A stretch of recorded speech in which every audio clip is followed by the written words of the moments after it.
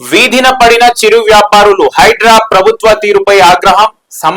సామాగ్రి తరలించేందుకు అవస్థలు, చిరు వ్యాపారుల షెడ్ల కూల్చివేత. ఏదైతే అమీన్పూర్ లో నిన్న మరియు మొన్న పేదల ఇల్లు కూల్చేశారో, అక్కడ హైడ్రా వచ్చి వాళ్లకు ఖాళీ చేయడానికి కూడా సమయం ఇవ్వకుండా పేదల ఇల్లు కూల్చేసిన హైడ్రా, అక్కడ చిన్న చిన్న చిరు వ్యాపారులు కూడా ఉన్నారు.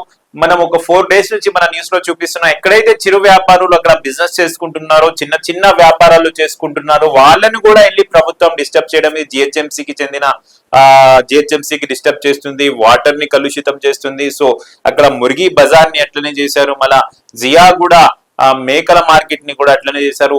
ఇంకొక చోట మొన్న కేపీహెచ్బి మూసాపేట్ లో మనం చూసాము, చాలా వార్తలు మనం పెట్టాం. కానీ నిన్న అదే సీన్ మళ్ళా రిపీట్ అయింది. ఏంటంటే ఐలాపూర్ లో ఎవరైతే చిన్న చితక వ్యాపారాలు చేసుకుంటున్నారో వాళ్ళ షెడ్లను కూల్చివేశారంట.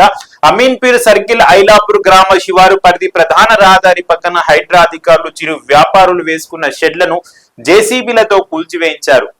సమయం ఇవ్వకుండా, కనికరం లేకుండా ఒక్కసారిగా షాపులను కూల్చివేయడం తో బాధితులు తీవ్రంగా ఆవేదన చెందారు. ఆదివారం తెల్లవారుజాము నుంచి కూల్చేసిన చోట ఉన్న వస్తువులను తరలించేందుకు అవస్థలు పడుతున్నారు. ప్రభుత్వ తీరుపై మండిపడుతున్నారు.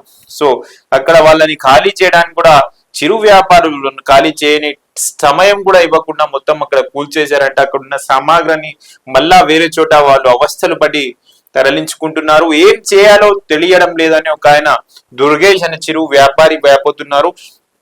అధికారులు మా షాపును కూల్చివేస్తున్న సమయంలో కొందరు ఇష్టానుసారంగా మా సామాన్లను సైతం అపహరించేందుకు పోయారు. ఏం చేయాలో దిక్కుతోచని స్థితిలో ఉన్నామని దుర్గేష్ అనే చిరు వ్యాపారి చెప్పిండ్రు. అలాగే సామాన్లు పనికి రాకుండా పోయాయి. ఫంక్షన్ లో డెకరేషన్ చేస్తూ జీవనం సాగిస్తున్న హఠాత్తుగా వచ్చి షాపును ఖాళీ చేయమని అధికారులు చెప్పారు.